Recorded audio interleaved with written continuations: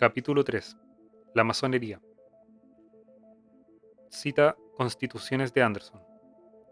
Un masón es un ciudadano pacífico sujeto a los poderes civiles, que nunca se va a implicar en conjeturas o conspiraciones contra la paz y el bienestar de la nación. Se cree que Voltaire ingresó en la masonería 2 años antes de morir. La sospechosa secta decía combatir el ideal ilustrado de la fraternidad universal. Bajo esa bandera, lo que empezó siendo un gremio medieval de albañiles había experimentado, a lo largo del siglo XVIII, una extraordinaria expansión entre sectores intelectuales y aristocráticos, creando una poderosa red de influencias por todo el continente. Masonería e ilustración muestran un curioso paralelismo. Nacen y se desarrollan al mismo tiempo, principalmente en Francia e Inglaterra. Si muchos ilustrados son masones, todos los masones comparten el ideario ilustrado. Pero la masonería, a diferencia de la ilustración, es una organización sólida, llamada a perdurar en el tiempo y a cumplir un programa de transformación o revolución política, económica y educativa. Junto a su obsesión anticatólica, su gran empeño ha sido y sigue siendo la implementación universal del programa ilustrado. Entre las fuentes para su estudio son indispensables las Constituciones de Anderson, aprobadas y publicadas en 1723. Sus páginas describen a una sociedad de élite, cerrada a las mujeres, cuyos vínculos están por encima de la familia, la religión y la patria.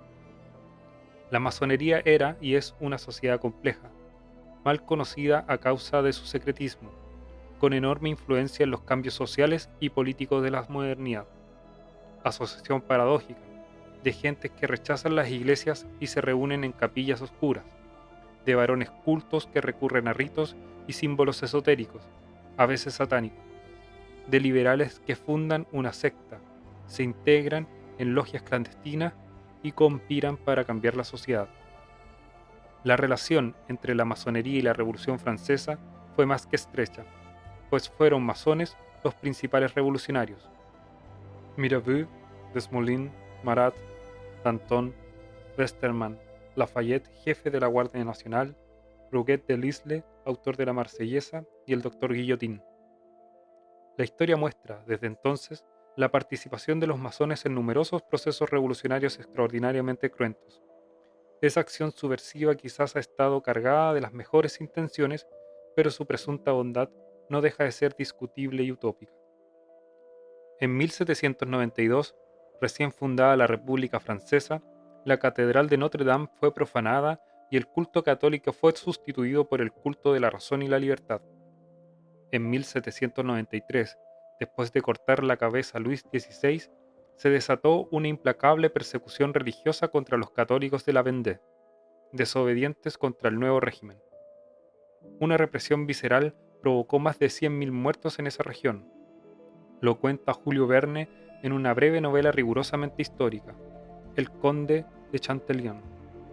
Historiadores como Pierre Chenot hablan del primer genocidio de la era moderna. Ningún monarca europeo había cometido jamás semejantes barbaridades, ni llevado a cabo tantas ejecuciones. La Revolución Francesa hizo patente la capacidad subversiva de la masonería, tanto en Europa como en América. En los países que Napoleón invadía, la masonería desempeñaba un papel relevante. Las fuerzas de ocupación iban creando a su paso logias en las que se intentaban integrar a las élites nacionales. Masones fueron los líderes de la emancipación americana que acabaron con el Imperio Español: San Martín y Bolívar, Bernardo O'Higgins y William Brown. Las constituciones de la Logia Lautaro, fundadas por San Martín en Buenos Aires, resumen uno de los propósitos de la masonería: provocar el cambio político por medio de una minoría iluminada que regía la nueva sociedad. La logia contaba con sucursales en Mendoza, Lima y Santiago de Chile, y se preparaba para crear el Ejército de los Andes, una formidable máquina militar que debía expulsar a los españoles del continente. Lo cuenta César Vidal en Los Masones. Las élites secretas lograron el poder en las nuevas repúblicas hispanoamericanas, pero no lograron implementar sistemas democráticos sólidos, sino una cadena de dictaduras y oligarquías que han sobrevivido hasta nuestros días. Esa impotencia política de la masonería ha sido maliciosamente disimulada por innumerables publicaciones dedicadas a criticar la presencia española y la acción de la Iglesia Católica en Hispanoamérica. La verdad, sin embargo, está más cerca de Simón Bolívar, el otro gran protagonista de la emancipación junto con San Martín. El 8 de noviembre de 1828, cuando el sueño de libertad se estaba convirtiendo en una pesadilla inmanejable, Bolívar promulgó un decreto que proscribía todas las sociedades o confraternidades secretas, sea cual fuere la denominación de cada una.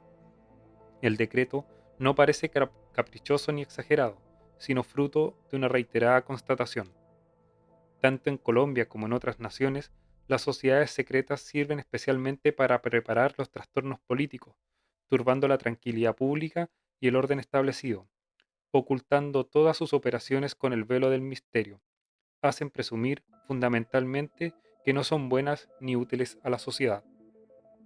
En 1813, la derrota de las tropas francesas en España significó la disolución de la masonería española, eficaz instrumento de dominio napoleónico, pero gracias a su enorme poder conspirativo, regresó al cabo de pocos años.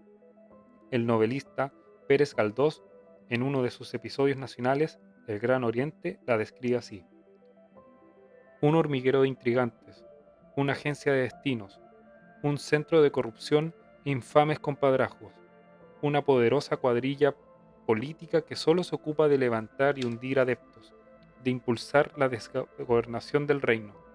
Era un centro colosal de intrigas, pues allí se urdían de todas clases y dimensiones. Si el peso de la masonería en los procesos revolucionarios del siglo XIX fue extraordinario, también lo han sido durante el siglo XX, en los gobiernos de las principales democracias occidentales, así como en los regímenes presidenciales de Hispanoamérica. Esa enorme influencia se consigue, en gran medida, por medio de sociedades pantalla cuya estrecha vinculación con la masonería es cuidadosamente disimulada. Se trata de poderosas instituciones políticas, económicas y culturales, casi siempre con amplia proyección internacional, entre las que se escribe el historiador Ricardo de la Cierva está la Sociedad Fabiana y la London School of Economics, el Club Bilderberg, la Tabla Redonda, la Trilateral, el Royal Institute of International Affairs y el Council of Foreign Relations. En España, la Institución Libre de Enseñanzas y su Residencia de Estudiantes, el Grupo Prisa y su diario El País. Quizás no sea superfluo recordar que el juicio de los papas sobre la masonería es unánime. Estas explícitas palabras de León XIII lo resumen bien. Fueron escritas en 1884 y se pueden aplicar a otras ideologías. Resulta claro el último y principal de sus intentos, a saber, destruir hasta los fundamentos de todo orden religioso y civil establecidos por el cristianismo, y levantar de manera otro nuevo, con fundamento de leyes sacadas de las entrañas del naturalismo.